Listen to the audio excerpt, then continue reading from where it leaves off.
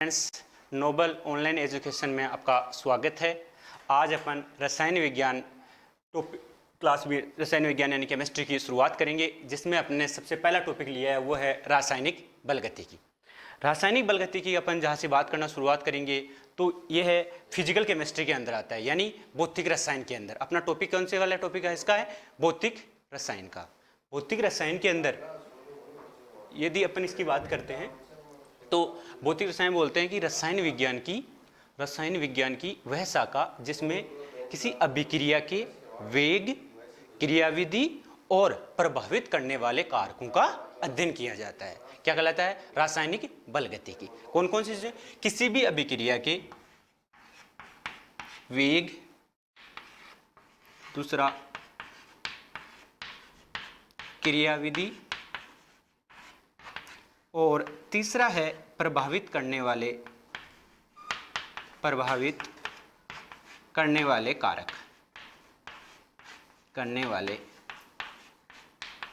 कारक। यानी रासायनिक बलगतिकी में के अंदर अपन पढ़ेंगे कि अभिक्रिया के वेग, क्रियाविधि और प्रभावित करने वाले कारकों, इन तीनों का अध्ययन किया जाता है। उससे बोलते हैं रासायनिक बलगतिकी। क्या बोलते हैं? रासायनिक बलगतिकी। अब इसके अंदर अपन देखते हैं, सबसे पहले अभिक्रिया के वेग की बात करते हैं। किसकी बात करते हैं? अभिक्रिया के वेग की। अभिक्रिया का वेग क्या होता है, कैसे होता है? यानी जो अभिक्रियाएं संपन्न होती है, यानी जो भी अभिक्रियाएं संपन्न होती है वो किस गति से संपन्न हो रही है, कुछ अभिक्रियाएं होती है जो बहुत तेज गति से संपन्न होती है, कुछ बहुत धीमी गति से संपन्न होती है। तो उनके लिए अपन बात करते हैं। तो सबसे पहले लिखते हैं कि रासायनिक अभिक्रिया का वेग। रासायनिक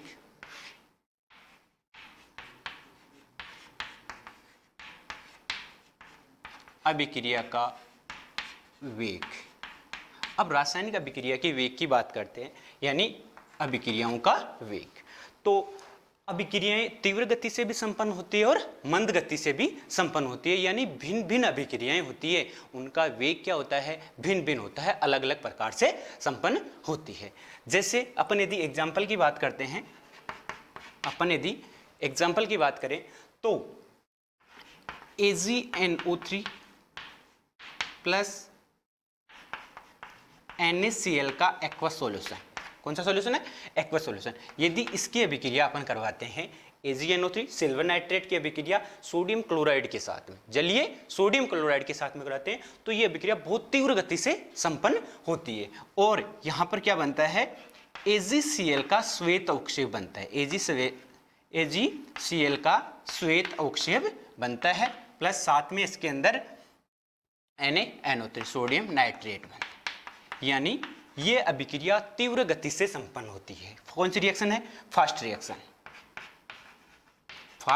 रिएक्शन।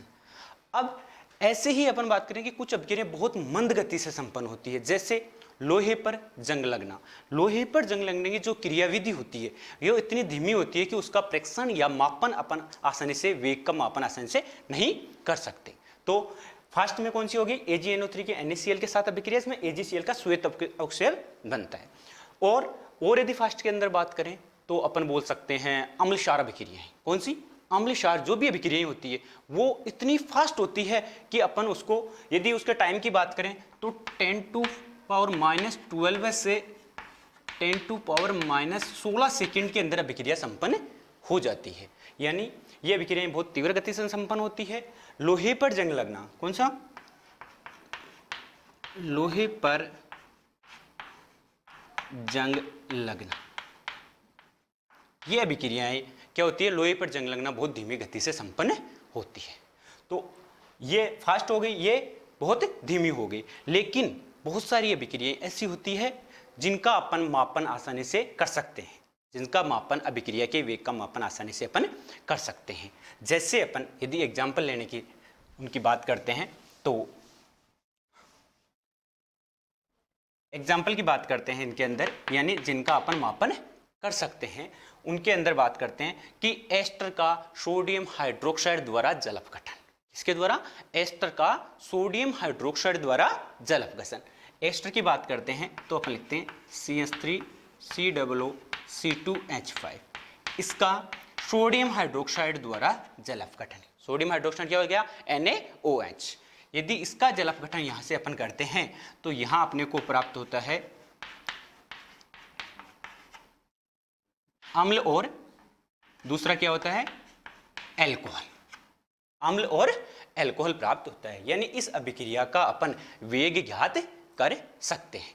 ऐसे है, इसके साथ में एक ईसु शर्करा का प्रतिपन्न वाला है, जिसके अंदर भी अपन आराम से इसका जल अपघटन द्वारा उसका जो ग्लूकोज और फ्रुक्टोज बनते हैं उनका भी आसानी से मापन कर सकते हैं, यानी इनकी अभिक्रियाओं को वेग का अपन पता कर सकते हैं कि कौन सी अभिक्रियाएं किस वेग से संपन्न हो रही है। यानी अलग अलग अभिक्रियाओं का अलग अलग वेग की अपन ने बात करी। ये है रासायनिक अभिक्रिया। अब अपन एक एग्जाम्पल द्वारा इनको समझने की कोशिश करते हैं कि कैसे अभिक्रिया का वेग निकालते हैं। क्या करते हैं? कैसे अभिक्रिया का वेग अपन निकाल सकते हैं। तो उसके लिए बात करते हैं कि एक एग्जाम्पल लेते हैं अपने में, ये A से ये B, A से B, या फिर आप बोल सकते हो कि ये क्या है? अभिकारक है, और ये क्या है? उत्पाद है। क्या है? ये अभिकारक है और ये उत्पाद है। तो अभिकारक को आप क्या बोलते हो? रिएक्टेंट। अभिकारक को क्या बोलते हैं? रिएक्टेंट। और उत्पाद को क्या बोलते हो? प्रोडक्ट। क्या बोलते हैं? प्रोडक्ट। तो एक की जगह आप क्या लिख सकते हो? R। रिएक्टेंट का क्या लिख सकते हैं? R। और उत्पाद के रूप में उत्पाद को क्या बोलते हैं? प्रोडक्ट। तो प्रोडक्ट क्या लिख सकते हैं? P। तो एक अभिक्रिया संपन्न हो गई, किसकी मान लें? R से P। यानी 1 मोल मेरे पास में क्या है? R रिएक्टेंट है ना, जो थोड़ी देर बाद में किस में चेंज हो रहा है? उत्पाद में। किसमें? उत्पाद में। अब यदि 1 मोल अभिकारक है तो 1 मोल ही क्या बनेगा? उत्पाद बनेगा। क्या बनेगा? उत्पाद बनेगा। तो बोला ये अभिक्रिया का वेग कैसे निकालेंगे? यदि अपन ये अभिकारक है जो किसमें चेंज हो रहा है? उत्पाद में, तो इसका अपन वेग कैसे निकालेंगे? तो उसमें उत्पाद में इनका अभिकारक और उत्पाद के द्वारा इनका वेग निकालने के लिए आप लिखते हैं कि अभिक्रिया वेग। अभिक्रिया वेग। अभिक्रिया का वेग की बात करते हैं तो एक तो अभिकारक हो गया, एक क्या हो गया? उत्पाद। अब ये देखो, इनका क्या पता करें कि इनकी अभिक्रिया का वेग आ जाए, तो उसके लिए जरूरी है अपने पास में सांद्रता। क्या जरूरी है? सांद्रता। सांद्रता क्यों? क्योंकि परिवर्तन किसमें होगा? सांद्रता में। परिवर्तन किसमें होगा? सांद्रता में। भाई ये क्या है? अभिकारक है, ये क्या बन रहा है? उत्पाद में परिवर्तन हो रहा है, यानी इनकी सांद्रता में क्या होगा?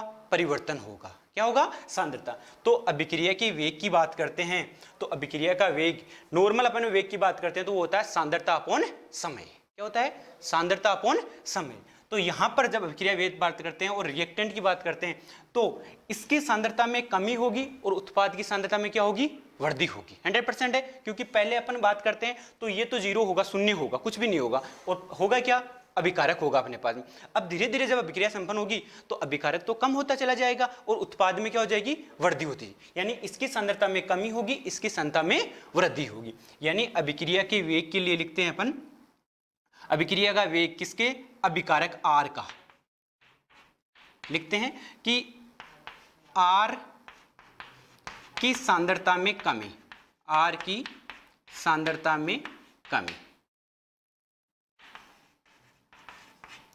अपॉन कमी में लगा समय। कमी में लगा समय। ये लो, क्यों? क्योंकि वेग इज इक्वल टू क्या होता है? सांद्रता अपॉन समय। वेग इज इक्वल टू क्या होता है? सांद्रता अपॉन समय। तो यहां पर अपन किसका वेग बात करते हैं? अभिकारक का। किसका? अभिकारक का। तो अभिकारक होगा ये R की, यानी अभिकारक की सांद्रता में कमी अपॉन में क्या आ जाएगा? कमी में लगा समय। इसी के अकॉर्डिंग अपन अभिक्रिया वेग उत्पाद की बात करते हैं। अभिक्रिया वेग P का, यानी उत्पाद का। तो उत्पाद की सांद्रता में क्या होती है? वृद्धि होती है। उत्पाद सांद्रता में क्या होती है? वृद्धि। तो अपन लिखते हैं तो P की सांद्रता में वृद्धि और अपॉन में क्या आ जाएगा? वृद्धि में लगा समय। वृद्धि में लगा समय। ये दो चीजें हो गई, यानी R जो अभिकारक है उसका अभिक्रिया का वेग क्या आ गया? R की सांद्रता में कमी अपॉन कमी में लगा समय। तथा अभिक्रिया का वेग की पी की बात करते हैं, यानी उसकी उत्पाद की बात करते हैं, तो उत्पाद की सांद्रता के उसकी सांद्रता में क्या होती है, वृद्धि, तो पी की सांद्रता में वृद्धि अपॉन वृद्धि में लगा समय। तो इसके अकॉर्डिंग अपन अभिकारक और उत्पाद की दोनों की अलग अलग सांद्रताएं जो समय के साथ में परिवर्तन हो रही है उनका पता कर सकते हैं। क्या कर सकते हैं, उनका दोनों का पता कर सकते हैं। अब अपन यदि इसमें आगे देखना चाहें तो इसके अकॉर्डिंगली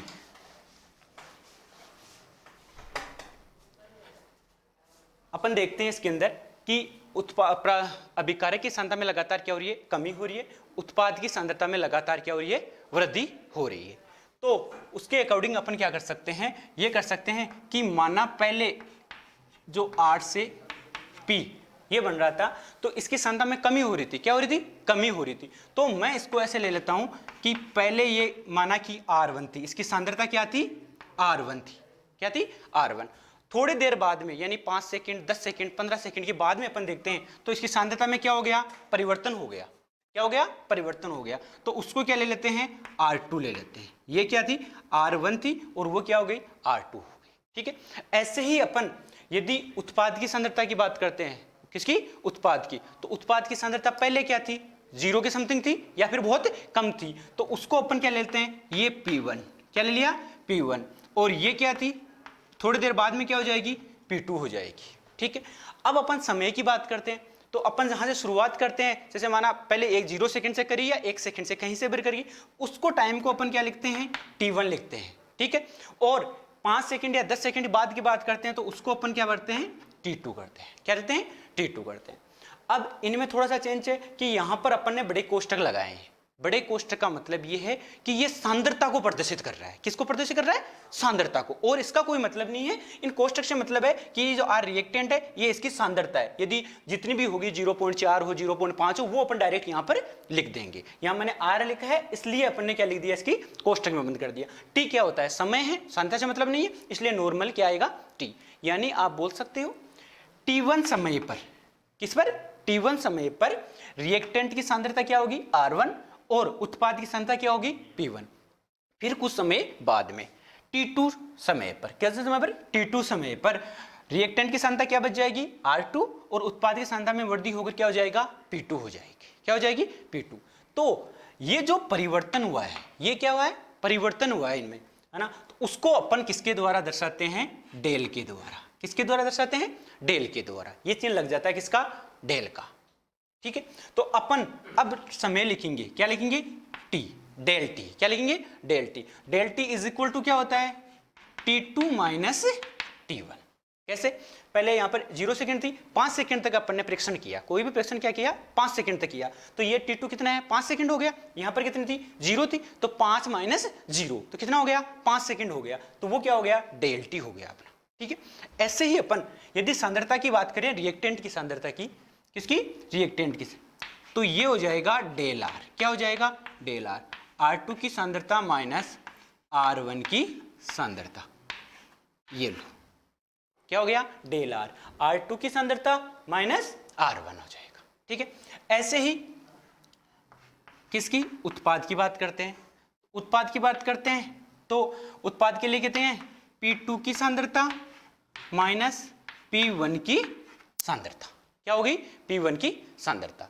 क्यों, क्योंकि अब देखो यहीं से अपने को पता चलेगा कि रिएक्टेंट R की बात करेंगे, किसकी, रिएक्टेंट की सांद्रता की बात करते हैं, वो नेगेटिव आएगी, क्या आएगी, ऋणात्मक, क्योंकि उसकी सांद्रता में क्या होगी, कमी होगी। कमी को क्या बोलते हैं, ऋणात्मक में लेते हैं। और डेल पी, क्या, डेल पी, डेल पी हमेशा किसमें आएगी, धनात्मक, क्योंकि सांद्रता में क्या हो रही है, वृद्धि हो रही है, वृद्धि होगी तो ज्यादा में से कम घटाएंगे तो पॉजिटिव में मान आएगा।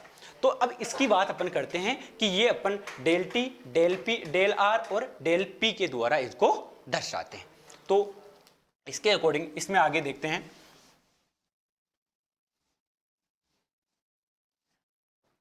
इनके मध्य अपन एक ग्राफ बनाने की कोशिश करते हैं। क्या बनाते हैं, ग्राफ।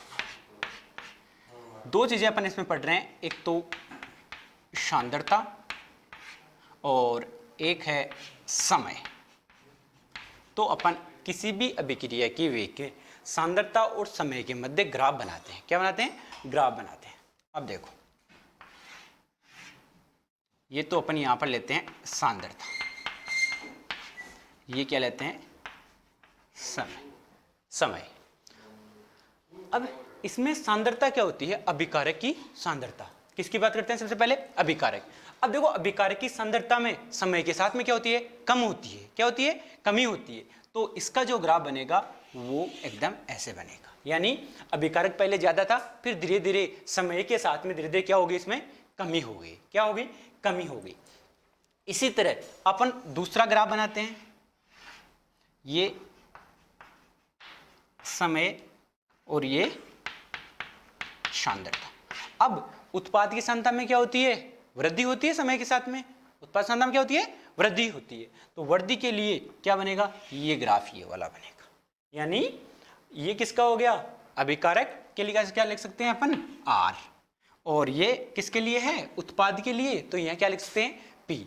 यानी आर की सांद्रता में क्या हो रही है, लगातार वृद्धि हो रही है, और पी की सांद्रता, आर की सांद्रता में लगातार क्या हो रही है, कमी हो रही है, और पी की सांद्रता में लगातार क्या हो रही है, वृद्धि हो रही है। तो ये दो ग्राफ किस किस के मध्य, सांद्रता और समय के मध्य बन गए। ये अभिकारक के लिए और ये वाला उत्पाद के लिए। अब यदि आप दोनों को एक साथ बनाना चाहो तो वो भी अपन इसमें बना सकते हैं, जिसके अकॉर्डिंग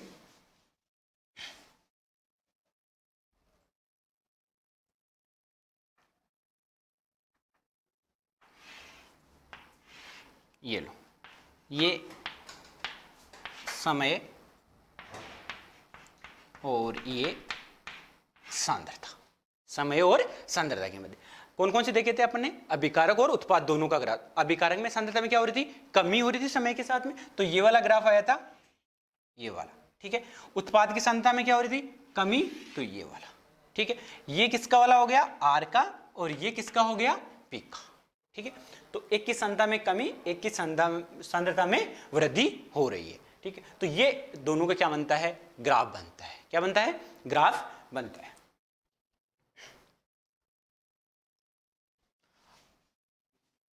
आगे अभिक्रिया की वेग के अंदर अपन बात करेंगे औसत वेग की। किसकी बात करेंगे, औसत वेग की। तो हेडिंग डालो, औसत वेग। औसत वेग। अब देखो, कोई भी क्रियाकारक था, कोई भी क्या था, क्रियाकारक। अब क्रियाकारक की जो सांद्रता में कमी हो रही है, क्रियाकारक की सांद्रता में कमी, यानी जो अपन ने अभी ग्राफ बनाया था उसमें देखने की कोशिश करो। एक अभी ये सांद्रता थी और ये क्या था, समय। क्या ये रेगुलर एक जैसे समय से कमी हो रही है, नहीं हो रही। इसके अंदर भाई एक सेम कमी होती तो ये वाला आता, इसका ग्राफ आता ही नहीं आता। ठीक है। रेगुलर ऐसे यदि क्या हो रहे थे, सेम अंतराल पर समान वेग से कमी हो रही होती तो। लेकिन ये देखो पहले एकदम से नीचे आ रहा है और फिर लगातार ये वाला चलने की कोशिश कर रहा है। यानी क्या हो रहा है, इसकी जो सांद्रता में कमी है वो पहले एकदम से बहुत कम होती है और उसके बाद में अनंत समय तक, कौन से समय तक, अनंत समय तक उपेक्षणीय यानी धीरे धीरे अभिक्रिया चलती रहती है। यानी आप सांद्रता की बात करो, पहले एकदम से सांद्रता जैसे 10 सांद्रता थी, 10 मोल प्रति लीटर, तो वो धीरे से कम हो जाए, एक के समथिंग आ जाएगी, और फिर लगातार लगातार बहुत समय यानी अनंत समय तक वो चलती रहेगी। तो अपन बोलते हैं कि इसका औसत वेग आसानी से ज्ञात नहीं किया जा सकता। औसत वेग आसानी से ज्ञात नहीं किया जाता। क्यों, क्योंकि इसकी सांद्रता, जो क्रियाकारकों की सांद्रता है वो चरघातांकी रूप से घटती है। किस, कौन से रूप से, चरघातांकी रूप से। यदि आप लिखना चाहो तो ये लिख सकते हैं, चर घातांकी रूप से घटती है। यानी इसका मतलब क्या हो गया, अभिक्रिया यानी अभिकारक की सांद्रता पहले बहुत तेज गति से घटती है और बाद में धीरे धीरे धीमी गति से घटती है। तो उसके लिए बोला, ऐसी अभिक्रियाओं के लिए अपन औसत वेग कैसे निकालें, तो उसके लिए बोलते हैं कि अपन इसकी अभिक्रिया के बहुत कम समय में बीच में दो ऐसे समय लेते हैं जहां इसमें परिवर्तन क्या हो रहा हो, नॉर्मल चल रहा हो, तो वहां पर इसका अपन अंतर निकाल सकते हैं। तो वो उसका एवरेज या औसत अपन निकाल सकते हैं। बाकी पूरी अभिक्रिया का एक साथ अपन इसमें नहीं निकाल सकते हैं। तो कैसे, जैसे अपन ये ग्राफ अभी बनाया था, ये अपन बनाते हैं, ये वाला बनाया था। ठीक है। ये लगातार क्या हो रही है, कमी हो रही है। ये क्या है, सांद्रता, और ये था समय। अब अपन बोलते हैं कि सबसे पहले मैं ये T1 समय ले लेता हूं, जैसे ये ले लिया T1 पर ये सांद्रता, तो ये समय कौन सा वाला है, T1। इस पर सांद्रता क्या है, C1। क्या है, सांद्रता को किससे दर्शाते हैं, सी से, क्योंकि कंसंट्रेशन का बोलते हैं, कंसंट्रेशन का पहला वर्ड क्या होता है, सी।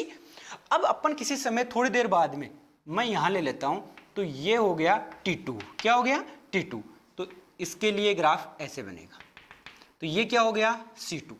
अब अपन ये जो है इसको अपन यहां से निकाल सकते हैं, ये क्या हो गया औसत वेग, क्या हो गया औसत वेग हो गया। तो औसत वेग को अपन ऐसे लिख सकते हैं, औसत वेग, और औसत वेग को किसे दर्शाते हैं, v के ऊपर क्या कर दो, डैश कर दो, ठीक है, या बार, क्या बोलते हैं bar, v bar is equal to plus minus del c upon del T, del c upon del t. c क्या है सांद्रता, और डेल का मतलब क्या हो गया सांद्रता में परिवर्तन, यानी C2 माइनस C1, यानी del C is equal to क्या है C2 माइनस C1, और del T is equal to क्या हो गया T2 माइनस T1। ये देखो T2 माइनस T1, यानी जितनी सेकंड है उसमें से कौन सी वाली T1 की सेकंड निकाल देंगे। ऐसे ही C2 माइनस क्या हो जाएगा C1 हो जाएगा, यानी ये प्लस और माइनस ये अभिकारक और उत्पाद की सांद्रता को प्रदर्शित करेगा। यदि अभिकारक की सांद्रता करेगा तो यहाँ पर ऋणात्मक चिन्ह आएगा, और यदि अपन उत्पाद की सांद्रता की बात करेंगे तो कैसा आएगा धनात्मक चिन्ह आएगा। तो ये यहाँ से अपन क्या निकाल सकते हैं, औसत वेग निकाल सकते हैं। क्या निकाल सकते हो, औसत वेग। तो किसी भी अभिक्रिया का औसत वेग v bar is equal to plus minus del c upon del t के द्वारा अपन आसानी से निकाल सकते हैं। अगला जो वेग है वो है तात्क्षणिक वेग। कौन सा वेग, तात्क्षणिक वेग।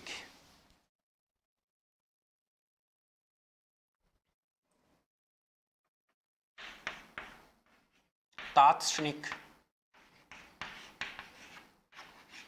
वेग,